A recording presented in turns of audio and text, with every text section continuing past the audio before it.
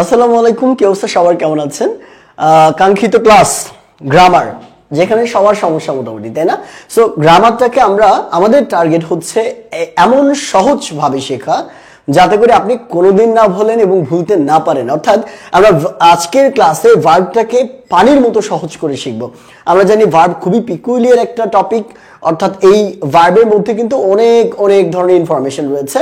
যে ক্লাসটা আমরা আজকের ক্লাসে যেই টপিকটার একদম পুঙ্খানুপুঙ্খভাবে বিস্তারিতভাবে আলোচনা করব, এবং ইনশাআল্লাহ আজকের পর থেকে যে কোনো জায়গায় যে কোনো কেউ যদি আপনাকে ভার্ব নিয়ে প্রশ্ন করে, কিংবা যদি কোনো কম্পিটিটিভ এক্সামে ভার্ব চলে আসে, আপনি 100% অ্যান্সার করতে পারবেন ইনশাআল্লাহ। সো ক্লাসটাকে আমরা এইভাবে নিব ইনশাআল্লাহ। ওকে, দ্রুত একটু যুক্ত হয়ে যান যারা যারা আছেন, যারা যারা দেখছেন আমাদেরকে।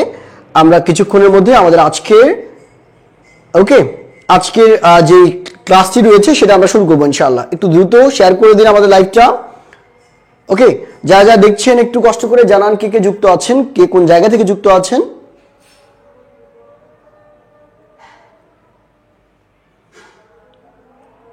ওকে, হ্যাঁ, অলরেডি অনেকে যুক্ত হয়েছে আমার সাথে। আমার সাউন্ড ঠিক আছে কিনা আমি চেক দিই। হ্যাঁ, আমার সাউন্ড ঠিক আছে, জাস্ট এ বিট। আমি একটু চাটা নেই, কারণ আজকে অনেকক্ষণ ক্লাস দিব আমরা, সো চাটা হচ্ছে ম্যান্ডেটরি। একটু দ্রুত যুক্ত আসেন, আর একটু খাতা কলম নিয়ে বসবেন আজকের ক্লাসে। যারা যারা যুক্ত আছেন একটু কষ্ট করে খাতার কলম নিয়ে বসেন, কারণ এই ইনফরমেশনগুলো আপনি কোনো বইয়ে গুছানো আকারে পাবেন না, খুবই স্ক্যাটার্ড ওয়েতে বিভিন্ন বইয়ে থাকে। আর আপনি ডেফিনেটলি আজকের ক্লাসে পর হয়তো বইটা খুলেও দেখবেন না। সো যেহেতু পড়ছেন, একটু গুছিয়ে পড়ার চেষ্টা করেন, খাতাটা নিয়ে বসেন, কলম নিয়ে বসেন, যাতে করে এগুলো গুছিয়ে আপনি বুঝতে পারেন। ওকে, আমি কয়েকটা কমেন্ট পড়ছি। ফয়সাল ভাই আছেন আমাদের সাথে, ইকরা আছেন আমাদের সাথে, তারপর মুন ভাই আছেন আমাদের সাথে, মুমিন সম্ভবত ওনার নাম। তারপর হচ্ছে ফারজানা যারা আছেন শেয়ার ডান বলেছেন। তারপর হচ্ছে দেব বর্মা আছেন আমাদের সাথে, সাগর ভাই আছেন, সোহান আছেন, অনেকেই দেখছেন। শোনা যাচ্ছে না, কে বলছে? আমার সাউন্ড ঠিক আছে। আচ্ছা, তাহলে আমরা শুরু করি আমাদের আজকের ক্লাসটা। মাথায় রাখবেন, এই ভার্ব নিয়ে যত যত প্রবলেম, কি ধরনের প্রবলেম আছে। এই যে অনেক সময় আমরা মনে করি যে কখন ভার্ব একটা বেস ফর্মে বসবে, কখন আইএনজি যুক্ত হবে, কখন ইডি যুক্ত হবে।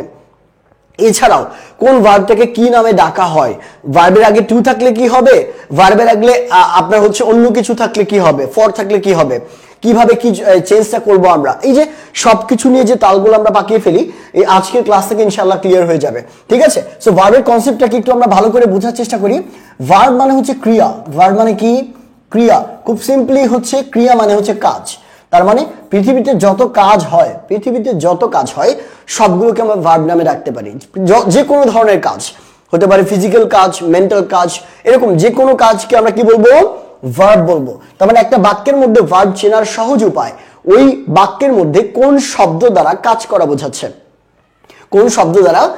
করা বোঝাচ্ছে, তাহলে কিন্তু আপনি ভার্বটাকে আইডেন্টিফাই করে ফেলতে পারবেন। ওকে, তাহলে মাথায় রাখবেন, ভার্ব মানে হচ্ছে যেই শব্দটা দ্বারা কাজ করা বোঝায় সেটাকে আমরা বলবো ভার্ব। আচ্ছা, ইন্ডিয়া থেকে দেখছে আমাকে শুভঙ্কর, থ্যাংক ইউ শুভঙ্কর ভাই। আচ্ছা, তো এই ভার্বটার প্রকারভেদ কতটুকু, কতগুলো ভার্ব আছে? নরমালি আপনার 33 থেকে 35টার মতো ভার্ব আছে। আমরা এগুলো খুব সুন্দর করে বোঝার চেষ্টা করবো। দেখেন, ভালো করে বুঝবেন ভার্বকে। এই যে কাজ বললাম আমরা, ভার্বকে বললাম না যে ভার্ব মানে হচ্ছে কাজ। আচ্ছা, একটু বলেন তো, পৃথিবীতে যত কাজ আছে এগুলো কয় ভাগে ভাগ করা যায়?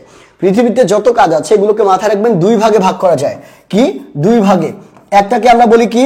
Mental work. কি বলি আমরা? মেন্টাল ওয়ার্ক মানে হচ্ছে মনস্তাত্ত্বিক, যেটা আপনি মন দিয়ে কাজ করেন। আরেকটা হচ্ছে কি? Physical work. কি? Physical work. তো মেন্টাল ওয়ার্কের মধ্যে কি কি পড়ে বলেন তো? আমরা একটু পর বুঝবো। এই মেন্টাল ওয়ার্কের মধ্যে কি কি পড়ে আমরা একটু দেখার চেষ্টা করি। মেন্টাল ওয়ার্ক যেগুলো, সেগুলোকে আমরা কিভাবে দেখছি। যেমন আমরা বলি থিঙ্ক মানে চিন্তা করা, তাই না? থিঙ্ক মানে চিন্তা করা, এটা মেন্টাল ওয়ার্ক, তাই না? তাই চিন্তা করে। ইমাজিন, এটা চিন্তা করা। খেয়াল করে দেখেন, ইমাজিন। লাভ, ভালোবাসাও কিন্তু নর্মালি মেন্টাল, অর্থাৎ মেন্টাল একটা ফিলিং, তাই না? খেয়াল করে দেখেন। এই যে আন্ডারস্ট্যান্ড, বোঝা, আন্ডারস্ট্যান্ড, এই যে শব্দগুলো আছে দেখেন তো, CAND, খেয়াল করে দেখেন এই যে শব্দগুলো আছে, এগুলো দ্বারা সবগুলো দ্বারা মেন্টাল কাজ করা বোঝায়। আর এক ফিজিক্যাল কোনগুলো দেখেন তো, এই যে রান মানে হচ্ছে দৌড়ানো, তারপর হচ্ছে গো মানে যাওয়া, ইট মানে খাওয়া, তারপরে ওয়াক মানে হচ্ছে হাঁটা, তারপর সুইম মানে হচ্ছে সাঁতার কাটা, এগুলো সবগুলো দেখেন ফিজিক্যাল ওয়ার্ক।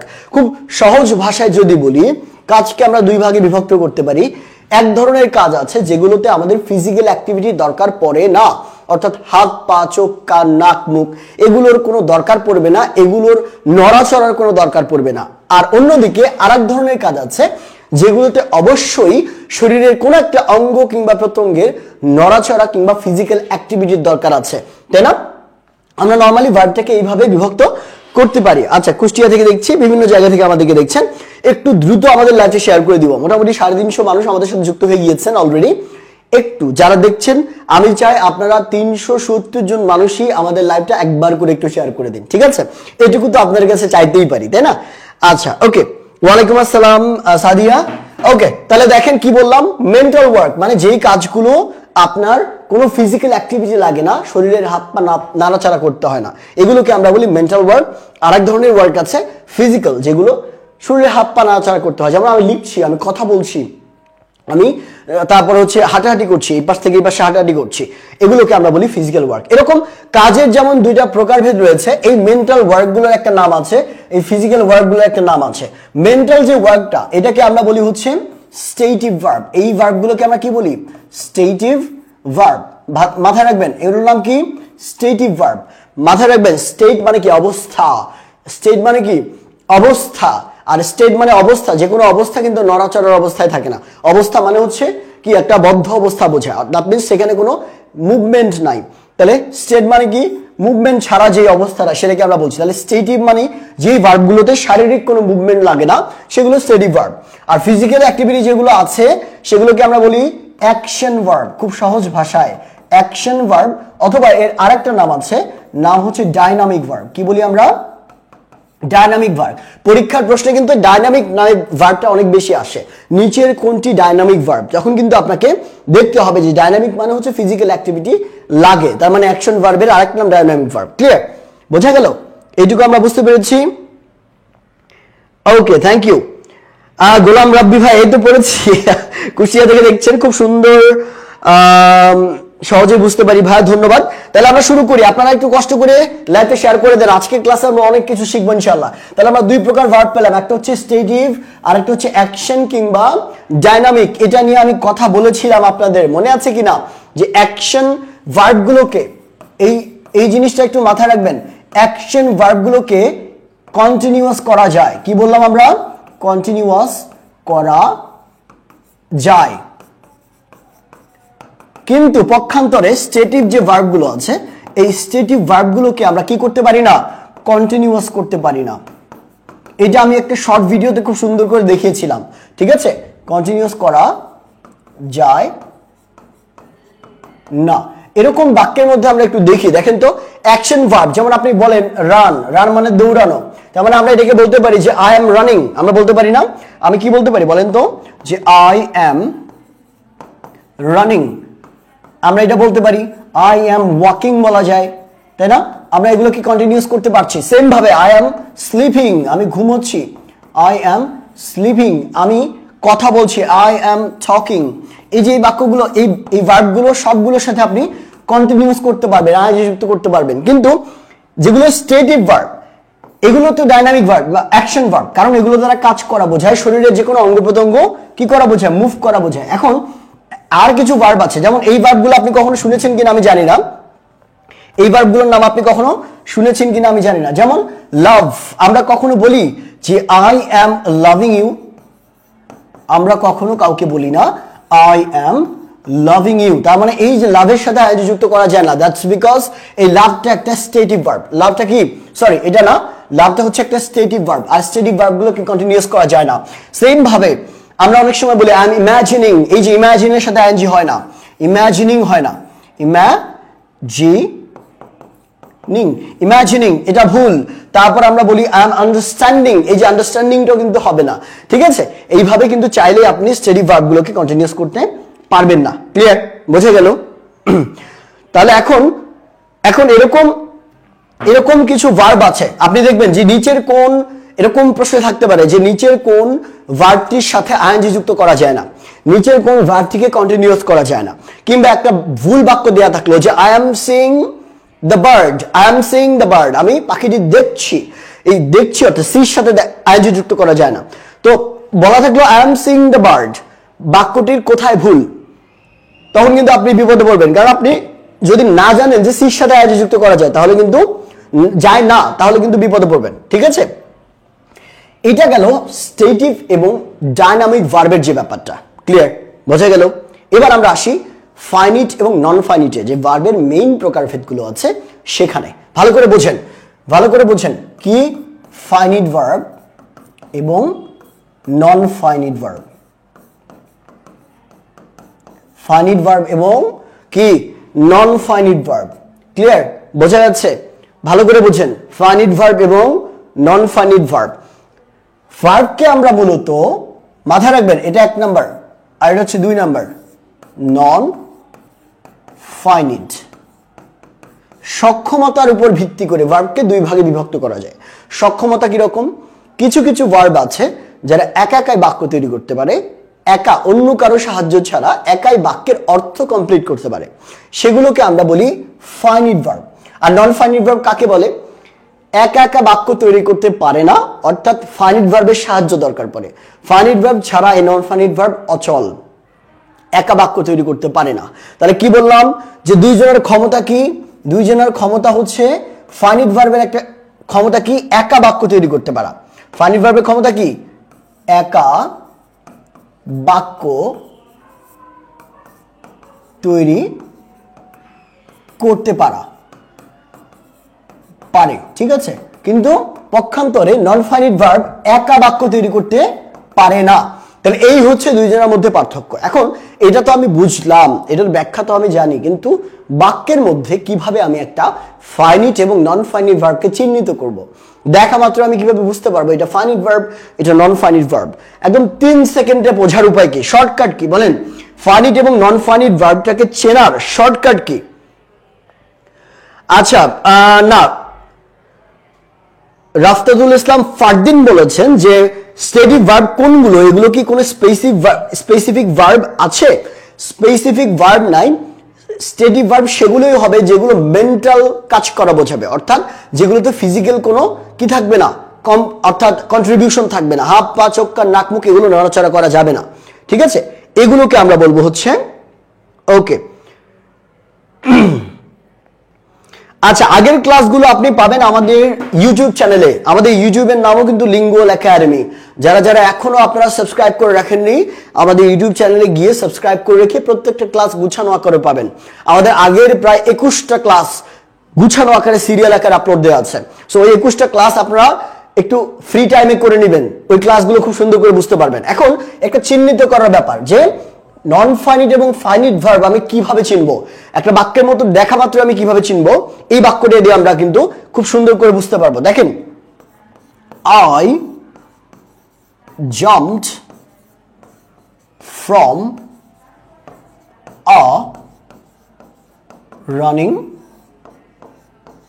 bus। এই বাক্যটা ভালো করে বোঝার চেষ্টা করেন। I jumped from a running bus, আমি একটা চলন্ত বাস থেকে লাফ দিলাম। I jumped from a running bus, আমি একটা চলন্ত বাস থেকে লাফ দিলাম। এই বাক্যটা দেখেন, এই বাক্যের মধ্যে ফাইনিট এবং নন ফাইনিট 2টা ভার্বই আছে, এবং আপনি এখান থেকে চিহ্নিত করে বের করে ফেলতে পারবেন কোনটা ফাইনিট কোনটা নন ফাইনিট। আমরা কি বলেছিলাম বলেন তো? ফাইনিট ভার্ব একা বাক্য তৈরি করতে পারে, অর্থাৎ নন ফাইনিটের কোনো সাহায্য দরকার পড়ে না। পক্ষান্তরে নন ফাইনিট ভার্ব একা তৈরি করতে পারে না, অবশ্যই ফাইনিট ভার্বকে লাগে। তার মানে আমরা যদি এই বাক্যের মধ্যে একটু দেখি যে কোন কোন ভার্ব আছে এবং কোন ভার্ব কাকে ছাড়া বাক্য তৈরি করতে পারছে না, তাহলে কিন্তু আমরা চিনে ফেলতে পারবো। তাহলে প্রথম যে আমাদের ভার্বটা আছে জাম্পড, এটা 1 নাম্বার ভার্ব, তাই না? আর 2 নাম্বার আরেকটা ভার্ব আছে রান, এটা 2 নাম্বার ভার্ব। এবার আমরা প্রথমে জাম্পটাকে একটু বাদ দিয়ে দেখি তো কি হয়। আমরা যদি জাম্পটাকে কি করি, একটু বাদ দেই, দেখেন তো বাক্যটা হয় কিনা। শুধু রান একা একা বাক্য তৈরি করতে পারে কিনা দেখেন তো। I from a running bus, I from a running bus, বাক্য কি হয়েছে একটু কমেন্টে জানাতে হবে, বাক্য কি হয়েছে কিনা। I from a running bus, বলেন, দ্রুত বলেন। আচ্ছা, বরিশাল থেকে দেখছেন, ভালো কথা, খুবই thank you so much. Jessore থেকে দেখছেন, নির্ময়, অনেক ধন্যবাদ। ফিল লুক অনেক ক্ষেত্রে কন্টিনিউয়াস কেন হয়? Very good question, very good question.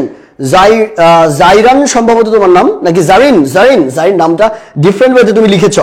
ওকে, আমি একটু পরে তোমার এই উত্তরটা দিচ্ছি জারিন, মনে রাখবা আমি একটু পরে তোমার উত্তর দিচ্ছি যে ফিল, রান, ইভেন আমরা বলি আই এম থিংকিং, থিঙ্ক তো একটা স্টেডি ভার্ব, এরপরে তার সাথে আমরা কন্টিনিউয়াস কেন করছি, আমি এই পার্টটা বলতে ভুলে গেছি, আমি এটাও বলে দিব খুব সুন্দর করে। আগে আমরা এটা দেখি, দেখেন তাহলে এখানে আমরা দেখলাম যে রানিং দিয়ে কিন্তু ও একা একা বাক্য তৈরি করতে পারছে না, তার মানে এখানে যেই ভার্বটা ছিল এর সাহায্য অবশ্যই দরকার লাগবে যদি বাক্যটা কমপ্লিট করতে হয়। তার মানে রানিং একা বাক্য তৈরি করতে পারে না, কমপ্লিট কোনো অর্থ দেয় না। তাহলে কে একা বাক্য তৈরি করতে পারে না বলেন তো? Non finite verb. তাহলে আমরা নিঃসন্দেহে বলতে পারি যে রানিং হচ্ছে একটা নন ফাইনিট ভার্ব। রানিং কি? একটা নন ফাইনিট ভার্ব, কারণ একা বাক্য তৈরি করতে পারছে না, খুব সিম্পল ভাবে। আচ্ছা, খুবই ভালো কথা। এখন আমরা দেখি যে এই যে জাম্পড ছিল, ঠিক আছে, এই জাম্পটাকে আমরা একটু রাখি, রেখে এবার এই রানিংটাকে বাদ দিয়ে দেখি জাম্প একা একা বাক্য তৈরি করতে পারে কিনা। দেখেন তো, আই জাম্পড ফ্রম আ বাস, কি হয়? আই জাম্পড ফ্রম আ বাস, বাক্য কি হয়েছে? আপনারা উত্তর করেন, বাক্য হয়েছে কিনা দেখেন, বলেন। আই জাম্পড ফ্রম আ বাস। আচ্ছা, নির্ময় খান বলেছে I am seeing a bird, না এটা ভুল, এই বাক্য ভুল, ঠিক আছে, একটু বলেন। ওকে, ভেরি গুড। আমাদের ইউটিউব চ্যানেলের লিংক কিন্তু দেওয়া আছে কমেন্টে, আপনারা চাইলে কিন্তু সাবস্ক্রাইব করে রাখতে পারেন, ওখানে সবগুলো ক্লাস গুছানো আছে। ওকে, আর আপনাদের একটু বলে রাখি, আপনাদের আগামী 22 অথবা 23 তারিখে আমাদের গ্রামারের গুছানো একটা কোর্স লঞ্চ হচ্ছে, যেখানে খুবই অল্প টাকায়, খুবই কম টাকায় আপনি গ্রামারের A to Z যতগুলো টপিক আছে গ্রামারে, সবগুলো টপিক বিস্তারিতভাবে আলোচনা পাবেন এই কোর্সে। আমরা এই কোর্সটা 21 তারিখ অথবা 22 তারিখে লঞ্চ করব। ওকে, একটু সাথে থাকতে হবে। সিম্পলি আমরা দেখতে পেলাম কি জাম্প একা একা বাক্য তৈরি করতে পারছে, তার মানে এইটা কি একটা finite verb. Clear, concept clear হয়ে গেল। তাহলে ফাইনিট নন ফাইনিট চেনার খুব সহজ উপায় কোনটা বলেন তো? যে বাক্যটা একে অপরকে ছাড়া চলছে কিনা, বাক্যটা একে অপরকে ছাড়া চলছে কিনা। এবার জারিনের প্রশ্নে আমরা ব্যাক করে আসি, আপনারা কেউ এটা অ্যান্সার করলেন না। জারিনের প্রশ্নে ব্যাক করার আগে, অর্থাৎ থিঙ্ক তো একটা স্টেটিভ ভার্ব, সি একটা স্টেটিভ ভার্ব, ফিল একটা স্টেটিভ ভার্ব, বাট স্টিল এগুলোর সাথে আইএনজি কখন হয়? একটু চা খেয়ে নিই, আমার এমনি একটু সমস্যা, একটু অসুস্থ হালকা, বাট স্টিল আমি ক্লাস নিচ্ছি, কারণ গত ক্লাসটা আমাদের একটু আনফরচুনেট রিজনের কারণে হয়নি, আজকের ক্লাসটা মিস দেওয়া যেত না। মানে অসংখ্য স্টুডেন্ট আমাদেরকে মেসেজ করেছে, প্রায় 150 স্টুডেন্টের মেসেজ আমরা পেয়েছি, এবং কমেন্টে বিভিন্ন জায়গায় তারা বলেছে স্যার ক্লাস কেন নিলেন না। আমি জানি আপনারা গ্রামার ক্লাসের জন্য ওয়েট করে বসে থাকেন। ওকে, তো আমরা একটু ওই প্রশ্নটাতে ফিরে যাই, ঠিক আছে? কি জারিন আমাকে বলেছে sir I am feeling well, এই ধরনের বাক্যে ফিলটার সাথে কেন আইএনজি হয়? হি ইজ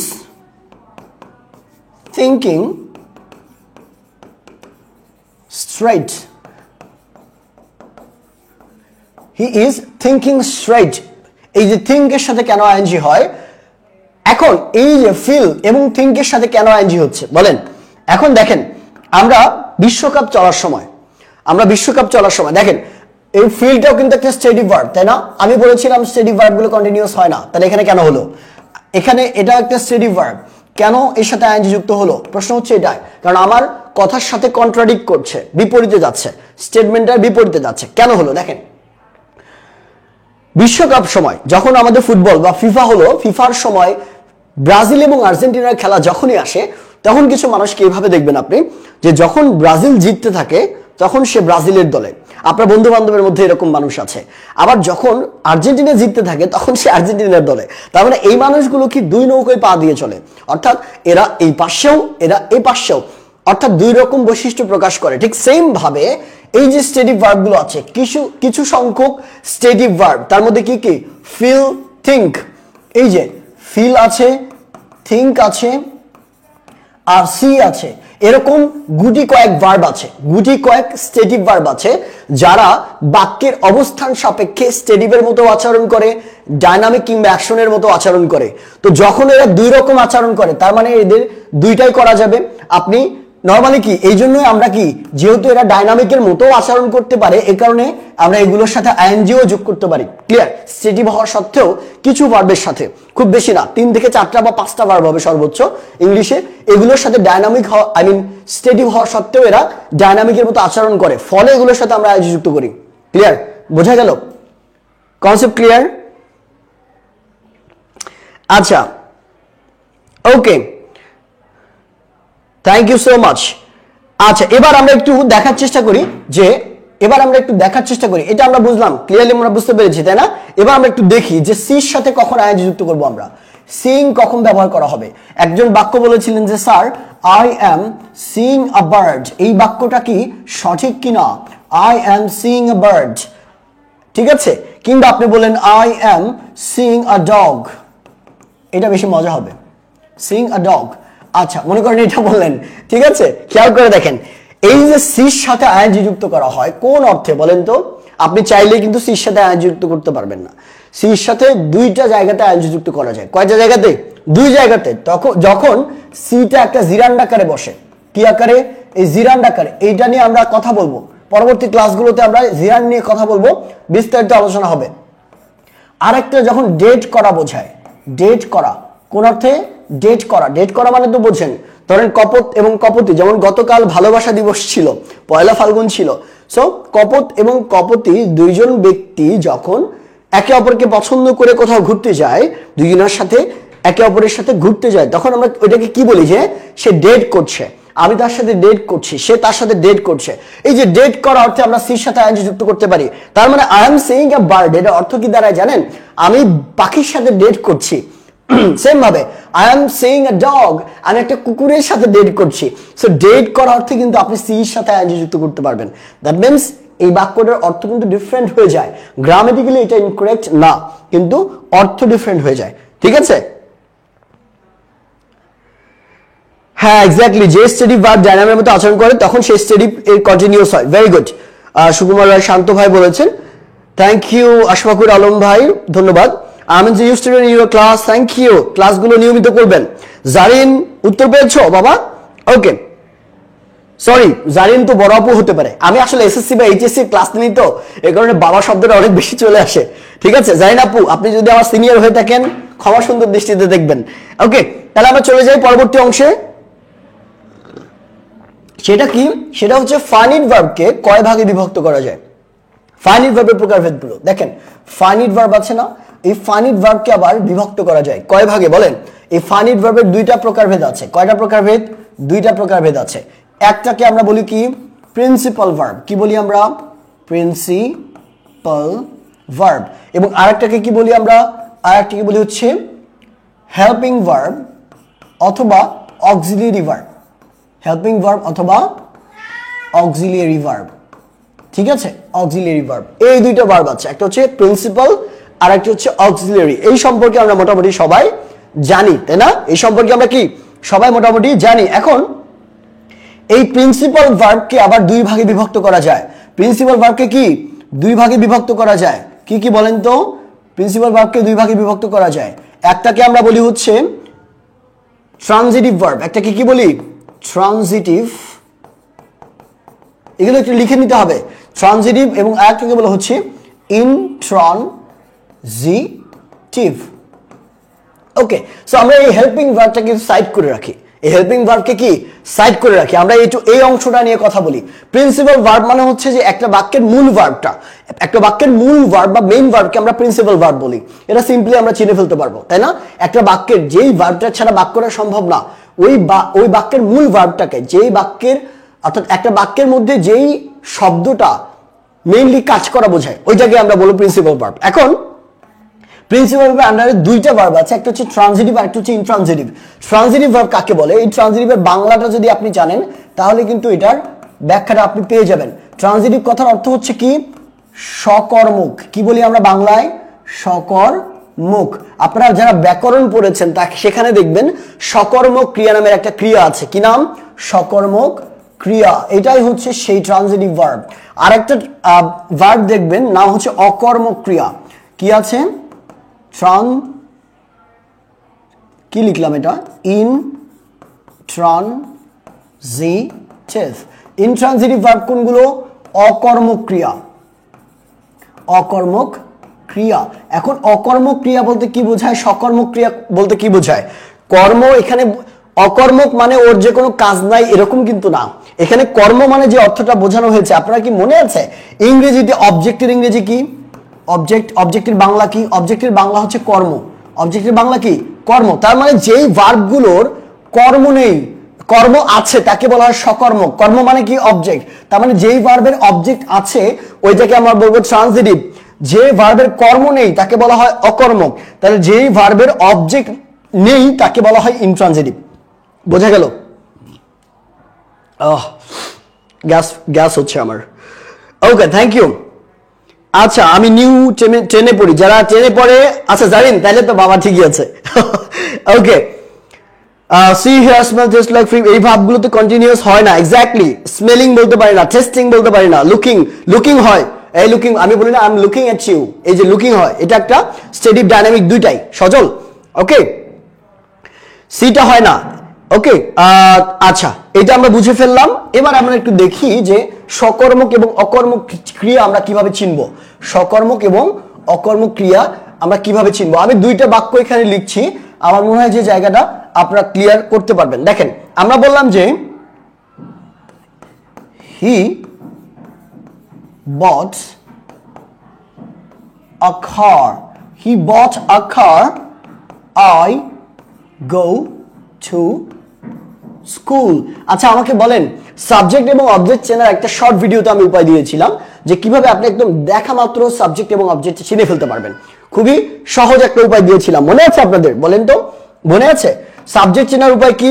ভার্বটাকে, ওই বাক্যের যে ভার্ব আছে না, ওই বাক্যের ভার্বটাকে যদি আপনি কে দিয়ে প্রশ্ন করেন তাহলে সাবজেক্ট পাবেন। তাহলে কে কিনলো, উত্তর আছে সে কিনলো। কে গেল, আমি গেলাম। তাহলে এই দুইটা হচ্ছে সাবজেক্ট। এবার অবজেক্ট চেনার উপায় কি বলেছিলাম? যে ভার্বকে কি অথবা কাকে দিয়ে প্রশ্ন করতে হবে। কি অথবা কাকে দিয়ে প্রশ্ন করলে আমরা যে উত্তরটা পাই তাকে আমরা কি বলবো? অবজেক্ট বলবো। এখন এইটাকে যদি আমি বলি যে কি কিনলো, উত্তর কি আসে? a car। কি কিনলো? a car। কি কিনলো? a car। তাহলে খেয়াল করে দেখেন এখানে অবজেক্ট আছে না? এখানে কি এটা কিন্তু অবজেক্ট আছে, তার মানে আমরা বলতেই পারি এইটা কার অবজেক্ট? এইটা হচ্ছে এই বট ভার্বটার অবজেক্ট। তাহলে যেই ভার্বের অবজেক্ট আছে অলরেডি এটাকে আমরা কি বলবো বলেন তো? Transitive verb. তাহলে এই যে বটটা আছে না, এই বট হচ্ছে একটা ট্রানজিটিভ ভার্ব। ওকে, এই বট কি একটা ট্রানজিটিভ ভার্ব। সেম ভাবে দেখেন তো কি আছে এই বাক্যের মধ্যে, দেখেন I go to school, I go to school. এখানে যদি আমরা গো কে প্রশ্ন করি কি বা কাকে দিয়ে, কি যায়, উত্তর আসে। কাকে যায়, উত্তর আসে? আসে না। তার মানে এই বাক্যের মধ্যে কোনো অবজেক্ট নেই, নো অবজেক্ট। কি? No object. তার মানে অবজেক্ট যদি না থাকে সেক্ষেত্রে আমরা কি বলবো? ওই ভার্বটাকে বলবো ইনট্রান্সিটিভ ভার্ব। তাহলে এখানে এই গোটা আছে না, এই গোটা একটা ইনট্রান্সিটিভ ভার্ব। ক্লিয়ার? বোঝা গেল? ওকে, বাহ, নাজমুন নাহার কণা, থ্যাংক ইউ। কোনো সমস্যা নাই নিরুদ, আমি তো দেখছি। ওকে, থ্যাংক ইউ। আচ্ছা, ক্লিয়ারলি বুঝতে পেরেছি আমরা, এটুকু আমরা বুঝতে পেরেছি। একটু বলেন তাহলে আমরা ট্রানজিটিভ এবং ইনট্রানজিটিভ ভার্ব পর্যন্ত বুঝতে পারলাম কিনা?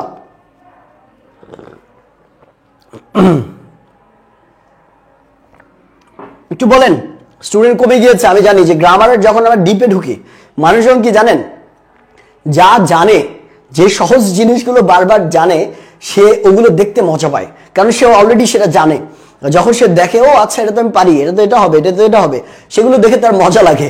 কিন্তু যখন একটু ডিপে ঢুকবো গ্রামারের, যখনই ডিপে ঢুকবো তখন চলে যায় দূর, এগুলো আমার দরকার নাই, এরকম মনে করে দূর এগুলো আমি পারি না, এগুলো বুঝতেছি না, এগুলো আমার দরকার নাই, কখনো আসবে না আমার লাইফে, কোনো কাজে লাগবে না, এই চিন্তা করে ছেড়ে দিয়ে দেয়। আর এই কারণে গ্রামারটা আমরা কখনো ঠিক মতো শিখতে পারিনি। আপনার লেগে থাকেন দেখবেন সহজ, পানির মতো সহজ করে আমরা গ্রামারটা শিখবো ইনশাআল্লাহ। ওকে, ফ্রি ক্লাসগুলো তো চলতেই থাকবে, পাশাপাশি আমাদের যে আপনাদের স্পোকেন এবং আমাদের গ্রামারের কিন্তু কোর্স আসছে 23 অথবা 22 অথবা 23 তারিখে লঞ্চ হবে। ওকে, এই কোর্সটাতে আপনারা যুক্ত হতে পারবেন। আচ্ছা, এবার আমরা চলি। আচ্ছা, অবজেক্ট হবে না, স্কুল কোনো অবজেক্ট হবে না, স্কুল অবজেক্ট না। ওকে, না স্কুল অবজেক্ট না। এবার আমরা যাই একটু পরবর্তী অংশে, সেটা কি ট্রানজিটিভ ইনট্রানজিটিভ শেষ। এবার আমরা যাব হচ্ছে কোথায়? অক্সিলিয়ারি ভার্বে। কোথায় যাব? অক্সিলিয়ারি ভার্বে। অক্সিলিয়ারি ভার্ব মানে কি? যেই ভার্বটা টেন্স অনুযায়ী অর্থ প্রকাশ করতে মেইন ভার্বকে সাহায্য করে। যেমন আমরা বলি যে this is bowling, this is boiling, এটা ফুটছে, দিস ইজ বয়লিং। যেমন পানির ক্ষেত্রে বললাম দিস ইজ বয়লিং, এটা ফুটছে, বয়লিং মানে এটা ভুল হলো না, বয়লিং, দিস ইজ বয়লিং, এটা ফুটছে। তাহলে খেয়াল করে দেখো তো ইজের কারণে আমরা ভার্বের সাথে আইএনজি যুক্ত করি, তাহলে টেন্স অনুযায়ী ইজটা কি করেছে, এই বয়েল ভার্বটাকে সাহায্য করেছে মাত্র অর্থ প্রকাশ করার ক্ষেত্রে। এই জন্য ইজটাকে আমরা বলি হেল্পিং ভার্ব, অথবা এর আরেকটা নাম কি অক্সিলারি ভার্ব, খুব সিম্পল ভাবে বলতে পারি। এখন এই অক্সিলারি ভার্ব কিংবা হেল্পিং ভার্বকে আমরা মূলত কয় ভাগে বিভক্ত করতে পারি, দুই ভাগে বিভক্ত করা যায়। একটাকে বলা হয় কি, একটাকে বলা হয় হচ্ছে প্রাইমারি অক্সিলিয়ারি, কি বলা হচ্ছে প্রাইমারি অক্সিলিয়ারি, এবং আরেকটাকে বলা হচ্ছে মোডাল অক্সিলিয়ারি, মোডাল অক্সিলিয়ারি। এই দুই ধরনের অক্সিলিয়ারি আছে, মাথায় রাখবেন, প্রাইমারি অক্সিলিয়ারি আর একটা কি মোডাল অক্সিলিয়ারি, মাথায় রাখবেন। তাহলে প্রাইমারি অক্সিলিয়ারি এবং মোডাল অক্সিলিয়ারি কি কি জিনিস, মোডাল অক্সিলিয়ারি সম্পর্কে আমরা মোটামুটি সবাই জানি, কিন্তু প্রাইমারি অক্সিলিয়ারি সম্পর্কে কি জানি, প্রাইমারি অক্সিলিয়ারিকে আবার তিন ভাগে বিভক্ত করা যায়। একটাকে বলা হয়, আপনারা এগুলো জানেন কিন্তু দেখেন, এই যে আমরা বলি না বি ভার্ব, এই যে বি ভার্বটাই কিন্তু প্রাইমারি অক্সিলিয়ারি আন্ডারে পড়ে। তারপর আমরা বলি না ডু ভার্ব, এই যে ডু ভার্বটাও কিন্তু প্রাইমারি অক্সিলিয়ারি আন্ডারে পড়ে। এরপর আমরা বলি না যে হ্যাভ ভার্ব, এই হ্যাভ ভার্বটা কিন্তু প্রাইমারি অক্সিলিয়ারি আন্ডারে পড়ে। তার মানে আমরা সিম্পলি বুঝতে পারলাম যে বি, ডু এবং হ্যাভ ভার্বের আন্ডারে যেগুলো আছে সেগুলো সব প্রাইমারি অক্সিলিয়ারি আন্ডারে পড়ে।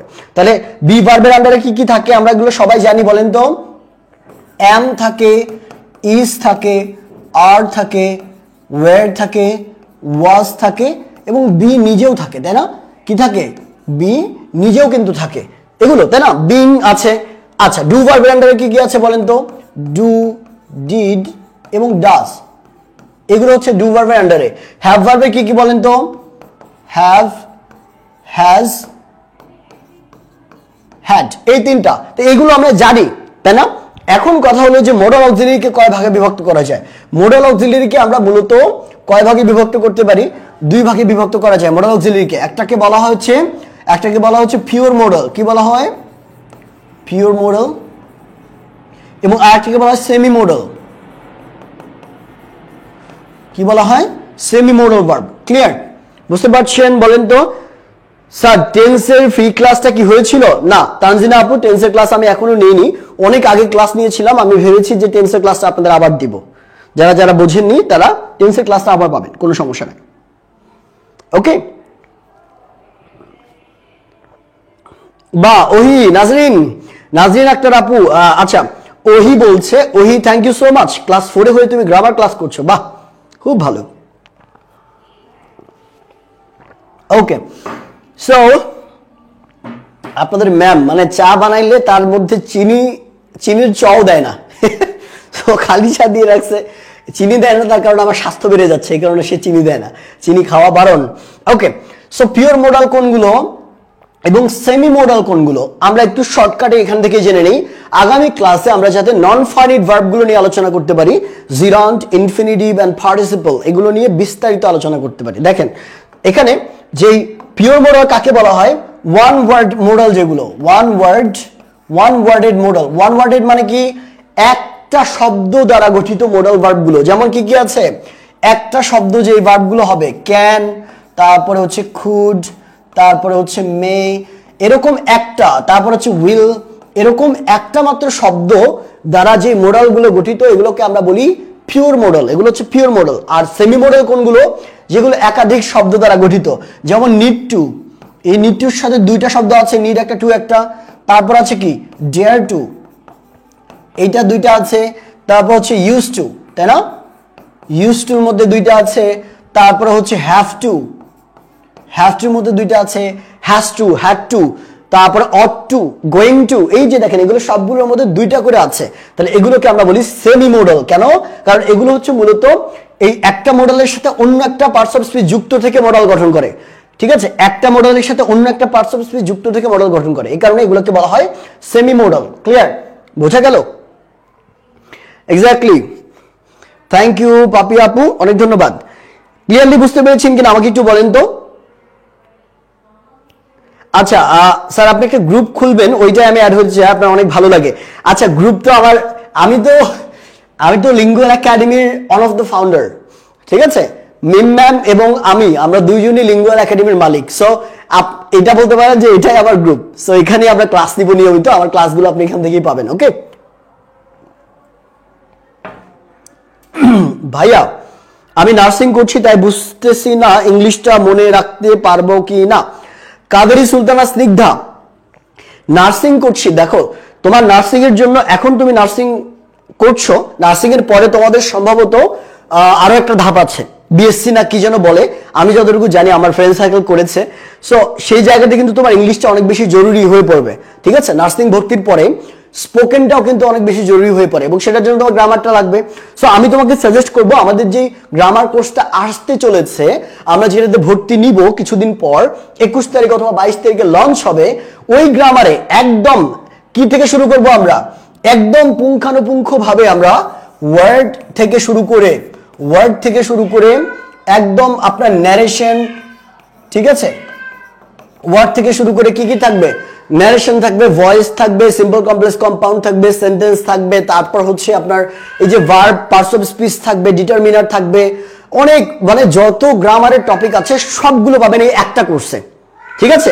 সব পাবেন কি একটা কোর্সে, এবং টাকাও আমরা খুবই কম রাখবো আপনাদের, একদম পুরো নাগালের মধ্যেই থাকবে, এরকম একটা কম অ্যামাউন্টে আপনারা পুরো কোর্সটা পেয়ে যাবেন ইনশাআল্লাহ। এই কোর্সটার জন্য একটু অপেক্ষা করতে হবে, 22 অথবা 23 তারিখে আমরা পুরো কোর্স আপনাদের জন্য ওপেন করে দিব। ওকে, প্রিপোজিশনের ক্লাস নিব ইনশাআল্লাহ। Okay, is it possible to make video with do verb?